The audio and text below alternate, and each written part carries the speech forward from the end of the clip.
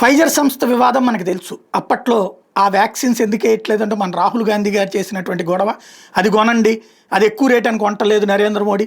మనోళ్ళ దగ్గర ఏ డబ్బులు వస్తాయని కొంటున్నారు. ఇక్కడ నాసిరకం అంటూ మన దేశానికి సంబంధించిన వాటిని డిస్కరేజ్ చేసి అక్కడ దాన్ని ప్రోత్సహించి పెంచి పోషించినటువంటి పరిస్థితుల్ని చూస్తున్నాం. అదే సందర్భంలో ఇప్పుడు కీలకమైనటువంటి అడుగు పడుతుంది. అదేంటయ్యా అంటే రాష్ట్రానికి సంబంధించినటువంటిది, దేశానికి సంబంధించింది కాదు, అంతర్జాతీయానికి సంబంధించింది. ఈ మధ్యనే ఫైజర్ దానికి సంబంధించినటువంటి సైడ్ ఎఫెక్ట్స్, కరోనా వ్యాక్సిన్ అది వేసిన తర్వాత అనేక మంది ప్రాణాలు కోల్పోయారు, అనేక సైడ్ ఎఫెక్ట్స్ వచ్చినాయి. అది ప్రభావితం కానటువంటిది అని తేల్చేయడంతో దాన్ని పక్కన పెడుతున్నటువంటి సందర్భం.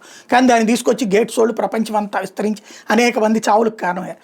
ఈ ఫైజర్ సంస్థకి ఏనాడు జవాబుదారీతనం లేదన్నటువంటి ఇప్పుడు చర్చకు వచ్చినటువంటి సందర్భం.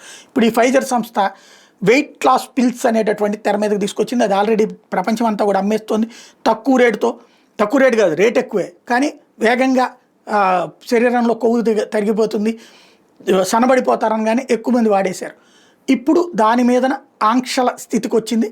ఏంటయ్యా అంటే అది వాడితే సైడ్ ఎఫెక్ట్స్, కిడ్నీల మీద దెబ్బ కొడుతుందట, దాంతోపాటు తీవ్ర అనారోగ్యాల పాలవుతున్నారట, బరువు తగ్గుతున్నారు, కానీ తీవ్రమైనటువంటి సైడ్ ఎఫెక్ట్లు వస్తున్నాయి అన్నటువంటి కారణంగా ఇప్పుడు అది వివాదంలో పడింది.